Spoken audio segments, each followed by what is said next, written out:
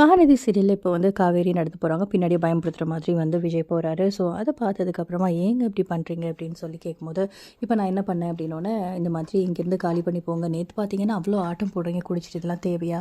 இன்னும் ஏன் கெட்ட பேர் வாங்கிக்கிறீங்க? இங்கேருந்து கிளம்பி போகிறது தான் உங்களுக்கு நல்லது அப்படின்னோடனே, இல்லை என்னால் ஒன்றை விட்டு போக முடியாது. தூரத்துலேருந்து பார்க்குறப்போ எவ்வளோ கஷ்டமாக இருக்குது தெரியுமா? பக்கத்துலேயே ஒன்றை வச்சு பார்த்துட்டு எனக்கு ரொம்ப கஷ்டமாக இருக்கேன், மனசு ஃபுல்லாக நீ தான் இருக்க அப்படி அப்படின்னு ஒரு பக்கம் விஜய் பேசுகிறாரு. பேசும்போது உள்ளுக்குள்ளே காவேரிக்கு சந்தோஷமாக தான் இருக்குது. ஸோ இன்னொரு பக்கம் எல்லாருமே அந்த அவார்ட் வாங்கின இதை டிவியில் பார்த்துட்ருக்காங்க, டெலிகாஸ்ட் பண்ணுறாங்க அப்படின்னு சொல்லிட்டு உட்காந்துட்டு குமரன் அந்த அவார்ட் வின் பண்ணார் இல்லையா, டைட்டில் வின் பண்ணது. ஸோ அதை பார்த்துட்டு இருக்கும்போது அப்படி கேமராவை திருப்பி பார்த்தா விஜய் ஒரு மூலையில் நின்றுட்டு பார்த்துட்ருக்காரு. ஸோ அதை எல்லாருமே பார்க்குறாங்க, எல்லோரும் கவனிக்கிறாங்க. ஸோ இதை குமரன் பார்த்தோன்னே ரொம்ப கஷ்டமாக இருக்குது குமரனுக்கு. இந்த மாதிரி எனக்கு எவ்வளோ ஹெல்ப் பண்ணிவிட்டு இப்படி ஓரமாக நின்று கண் கலங்கிட்டு நிற்கிறாரு அப்படின்னு சொல்லி ரொம்ப ஃபீல் பண்ணுறாரு. போயிட்டு அழுகவும் செய்கிறாரு குமரன். இந்த மாதிரி நிலமை ஆயிடுச்சு அப்படின்னு சொல்லி. ஒரு பக்கம் எல்லாருக்குமே கஷ்டமாக இருக்குது. விஜய் ஓரமாக இருக்கிறதுல காவேரிக்கெலாம் ரொம்பவே கஷ்டமாக இருக்குது.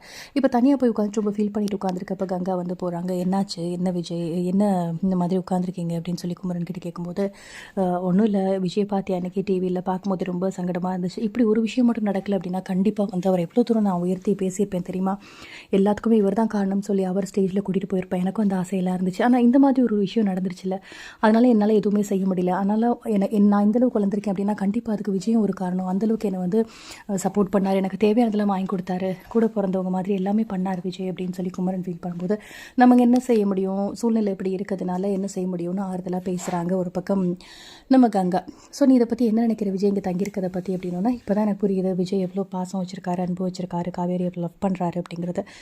ஏன்னா அங்கே இருக்கும்போது வெளியில் கூட்டிகிட்டு வச்சுருந்தாரு, எனக்கு அந்தளவுக்கு நம்பிக்கை வரல. ஆனால் பாவம் எப்படியாவது அவர் மனசு நல்ல மனசாக இருந்தால் ஒன்று சேர்ந்துட்டோம் அப்படிங்கிற மாதிரி கங்கா ஒரு பக்கம் பேச அப்கமிங்கில் என்ன நடக்க போகுது அப்படிங்கிறத பார்க்கலாம். இந்த வீடியோ பிடிச்சிருந்தால் லைக் பண்ணுங்கள். இந்த மாதிரி அப்டேட்க்கு நம்ம சேனலை சப்ஸ்கிரைப் பண்ணுங்கள். தேங்க்யூ.